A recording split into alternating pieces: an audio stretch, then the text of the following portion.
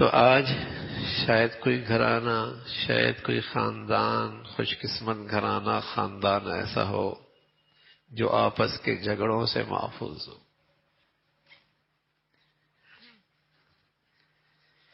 اور یہ آپس کے جھگڑوں کی بنیاد شریعت کو نظر انداز کرنا ہے. عام طور پہ جو خاندانی جھگڑے ہیں اس کی ایک بڑی وجہ شریعت کے اس ہدایت کو نظر انداز کرنا ہے. پیارے رسول صلی اللہ علیہ وسلم فرمایا کرتے تھے تعاشروا کالاخوان وتعاملوا کالاجانب. تم آپس میں رہو تو محبت اور پیار کے ساتھ، بھائیوں کی طرح، پیار اور محبت کے ساتھ بھائیوں کی طرح اکٹھے رہو. لیکن جب کوئی معاملہ کرنے لگو، جب بات معاملات کی آ جائے، کاروبار کی آ جائے، لین دین کی آ جائے، پھر تم اسے ایسا دستاویزی نظام بنا لو، اسے ایسا لکھ پڑھ لو، ایسا اہتمام کر لو جیسے کسی اجنبی کے ساتھ معاملہ کر رہے ہو. یہ کتنی بڑی ہدایت ہے. ہوتا کیا ہے، بیٹا کاروبار میں شریک ہے، کچھ طے نہیں کہ اس بیٹے کا باپ کے ساتھ کاروبار میں کیا حیثیت ہے. یہ پارٹنر ہے، یہ ملازم ہے، کوئی چیز طے نہیں. زندگی گزر رہی ہے، جو اسے ضرورت ہوتی ہے وہ اٹھا لیتا ہے، اپنی خواہشات میں اس میں سے خرچ کر لیتا ہے. سالہ سال گزر جاتے ہیں، دوسرا بھائی بھی اس کاروبار میں آ جاتا ہے، تیسرا بھائی بھی کاروبار میں آ جاتا ہے. ان کی شادیاں ہو جاتی ہیں، ان کی اولادیں ہونے لگتی ہیں، باپ کا انتقال ہو جاتا ہے. اب جھگڑے کھڑے ہو جاتے ہیں. ایک کہتا ہے میں تو 40 سال سے کاروبار میں تھا، ایک کہتا ہے میں بھی 20 سال سے کاروبار میں تھا، ایک کہتا ہے میں بھی 10 سال میں تھا. اب جھگڑے کھڑے ہوتے ہیں. اور ایسے جھگڑے کھڑے ہوتے ہیں کہ یہ بھائی جب ان سے کہا جاتا میاں معاملات طے کر لو تو کہتے بھائیوں میں کیا معاملات طے ہوتے، اور آج ایک دوسرے کا چہرہ دیکھنے کے لیے تیار نہیں، ایک دوسرے کا منہ دیکھنے کے لیے تیار نہیں ہے. کیا بھائی، کیا بہن، کیا باپ، کیا بیٹا، شریعت کو بھول گئے نا.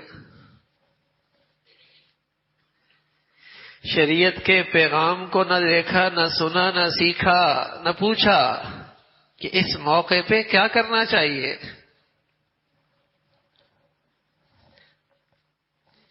اور اس سے زیادہ تکلیف دہ بات کہ ایک بھائی دوسرے بھائی کا نہ حق کھا رہا ہے، حرام کھا رہا ہے، نہ انصافی کر رہا ہے، ظلم کر رہا ہے.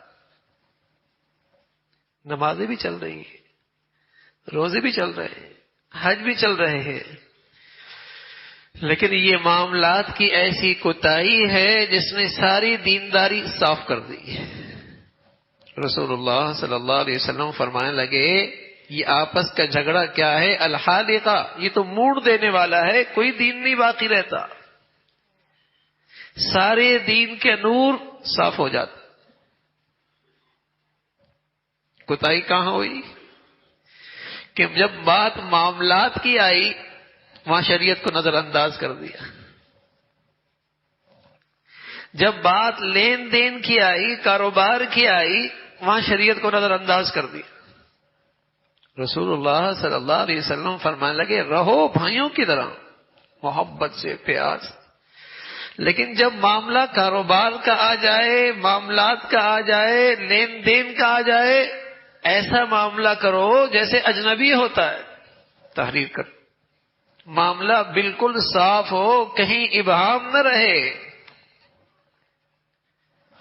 ہاں ٹھیک ہے، معاملہ صاف ہے، یہ اس کا حق ہے، یہ اس کا حق ہے، پھر کوئی ایثار کر لے، پھر کوئی احسان کر لے، پھر کسی کو ہدیہ دے دے، پھر کوئی کسی کے ساتھ تحفے کے ساتھ معاملہ کر لے، پھر کوئی شخص اپنے حق سے دستبردار ہو جائے، یہ سب مبارک، لیکن معاملات طے تو ہوں کہ اس کا حق ہے کتنا، اس کی ملکیت کیا ہے، کاروبار میں، اس زمین میں، اس گھر میں، اس لین دین میں اس کا اپنا حق کتنا بنتا ہے۔ گھر بنا دیے، باپ بھی موجود ہے، بیٹا بھی موجود ہے، اور اس گھر میں باپ کا پیسہ بھی لگ رہا ہے، بیٹے کا پیسہ بھی لگ رہا ہے۔ اب جب اس کا انتقال ہوا، بہنیں کس حیثیت میں اس گھر میں شریک ہیں، باقی چھوٹے بھائی اس گھر میں کس انداز سے شریک ہیں، کچھ طے نہیں ہے۔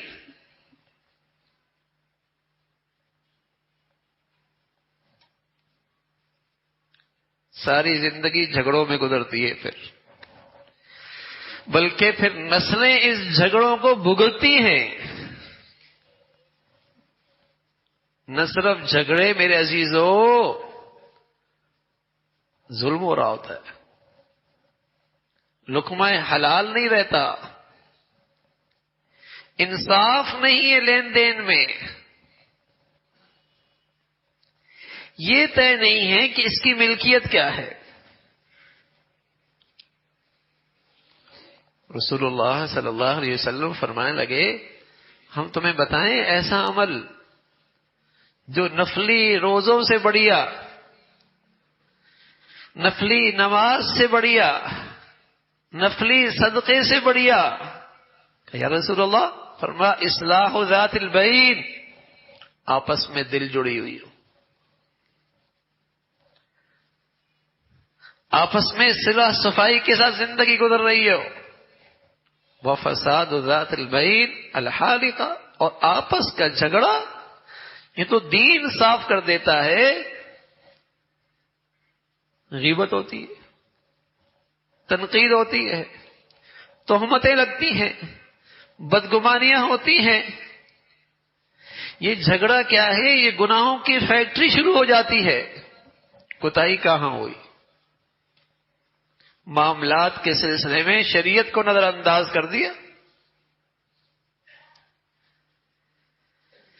گھر بن رہا تھا، ملکیت طے ہوتی، اس میں کون کس قدر درجے کا شریک ہے، کس کی کتنی ملکیت ہے، باپ کا ہے، بیٹا ویسے رہ رہا، کاروبار والد کا ہے، بیٹا بطور ملازمت کے ہے، طے ہو۔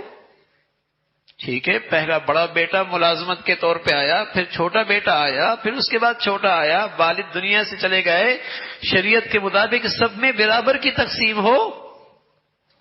جو پہلے آیا اس نے اپنے حصے کی تنخواہ لی، لیکن اسے ملازمت کی حیثیت سے تنخواہ نہ دینا،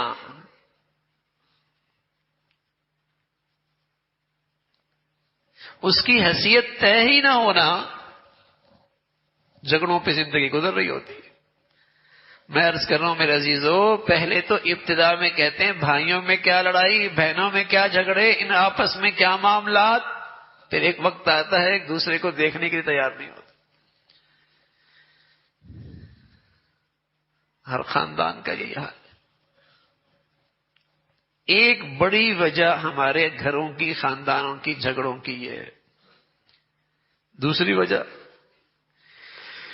وجہ رسول اللہ صلی اللہ علیہ وسلم نے فرمایا، جانے والا جب چلا جائے تو سب سے پہلے جو کام کرنا ہے اس کی وراثت تقسیم کرو، وراثت تقسیم کرو۔ اب اس جانے والے کی ہر چیز اجتماعی ہے، ہر ایک وارث کا اس پر حق ہے۔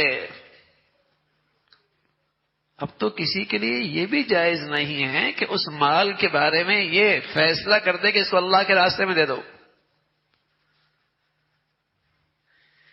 اس کے لیے ابا کے لیے صدقہ جاریہ کر دو، اس کو حق ہی نہیں ہے۔ اس پر تو ہر وارث کا حق ہے۔ جب اللہ کے راستے میں نہیں دے سکتا تو اپنی ذات میں کیسے استعمال کر سکتا ہے؟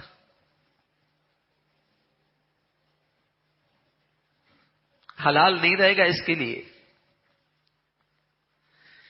اور اس وراثت کی تقسیم میں کوتاہی ہو جاتی ہے. جو چیز لاکھوں میں ہوتی ہے وہ کروڑوں کو پہنچ جاتی ہے. اب بتائیے اس کو تقسیم کرنا کتنا مشکل ہوتا ہے.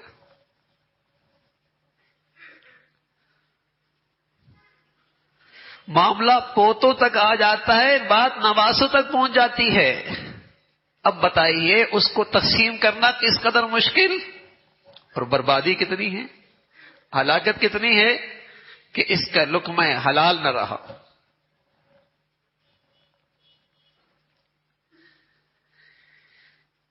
اس کا لقمہ حلال نہ رہا. کوتاہی کہاں ہوئی؟ شریعت کو نظر انداز کر دیا, وراثت تقسیم نہیں ہوئی.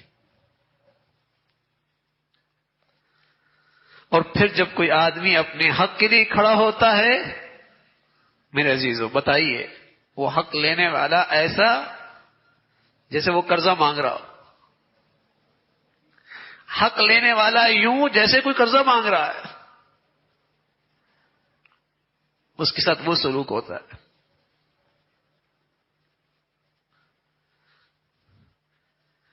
تو گھروں میں جھگڑے, خاندانوں میں جھگڑے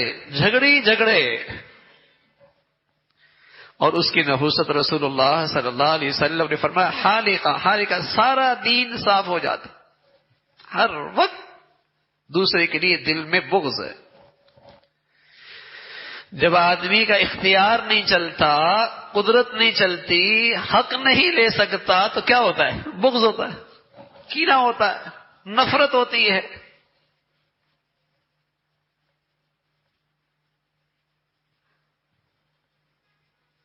بدگمانیاں ہوتی ہیں, غیبتیں ہوتی ہیں.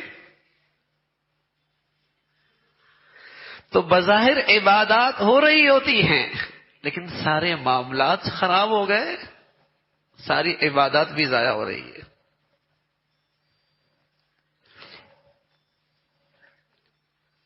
بہت بڑا عمل ہے. رسول اللہ صلی اللہ علیہ وسلم فرمانے لگے کوئی شخص حق پہ ہو اور صرف اس خیال سے کہ جھگڑا نہ ہو, لڑائی نہ ہو, اللہ کوئی پسند نہیں ہے. جھگڑا نہ ہو, لڑائی نہ ہو, اللہ کو یہ پسند نہیں ہے, اور اللہ کی خاطر دستبردار ہو جائے. رسول اللہ صلی اللہ علیہ وسلم فرمایا میں ضمانت دیتا ہوں اسے جنت کے بیچوں بیچ محل دلاؤں گا. میں ضمانت دیتا ہوں, اس لیے کہ یہ جھگڑا ختم کرنا چاہتا ہے, دستبردار ہو رہا ہے.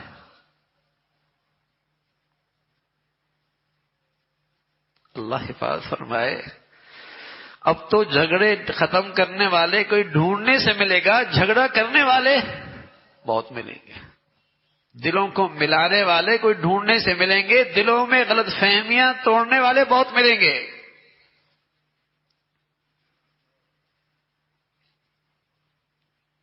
حضرت علی حجویری رحمۃ اللہ علیہ کے یہاں ایک شخص آیا, اپنے دیہات کی کینچی لے کے آیا. کہا یہ ہمارے دیہات کی ایک نایاب چیز ہے, تحفہ ہے, قبول فرما لیجیے.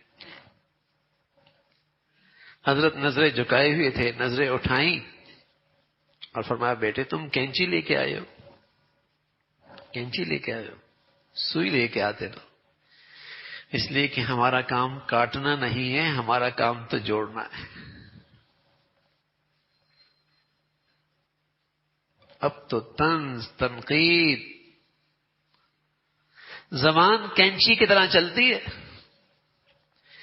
کتنے ہیں جن کی یہ کوشش ہوتی ہے کہ گھر جڑ جائے, خاندان جڑ جائے, مسلمان جڑ جائیں, امت اکٹھی ہو جائے. یہ فکر کتنوں کی ہے؟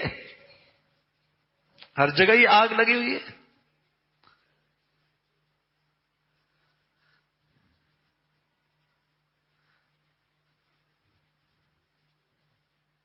دین میرے عزیزو محبتوں کی بنیاد ہے. شریعت یہ اتفاق کی بنیاد ہے. اور سچ کہہ رہا ہوں، جس گھر کے چھت تلے رہنے والے، جو گھرانہ، جو خاندان دینی زندگی سے دستبردار ہو جائے گا، نہ اسے سکون ملے گا، نہ باہمی محبتیں ملیں گی۔ یہ پتھر پہ لکیر ہے، یہ پتھر پہ لکیر ہے۔ جو زندگیاں، جو گھرانے، جو خاندان، جو معاشرہ دینی ایمانی زندگی سے دستبردار ہو جائے گا، وہاں نہ سکون رہے گا، نہ باہمی اتفاق اور محبتیں رہے گی۔ چاہے وہ ڈالر پاؤنڈ کی کہانیاں ہوں، چاہے ان کی جھوپڑیوں میں فاقے ہوں، چاہے وہ زرق برق پہنتے ہوں، چاہے وہ پھٹے پرانے پہنتے ہوں، دینی زندگی سے دستبرداری ہے نا، اللہ کی طرف سے اس دنیا میں ایک عذاب کا کوڑا ہے، ایک سزا ہے۔ فَأَغْرَيْنَا بَيْنَهُمُ الْعَدَاوَةَ، ہم ان کے آپس میں عداوت کی آگ جلا دیں گے۔ فَأَغْرَيْنَا بَيْنَهُمُ الْعَدَاوَةَ، ہم ان کے درمیان عداوت کی آگ جلا دیں گے۔ اس دنیا کی سزا ہے، کسی لمحے چین نہیں۔ تو بہت عظیم الشان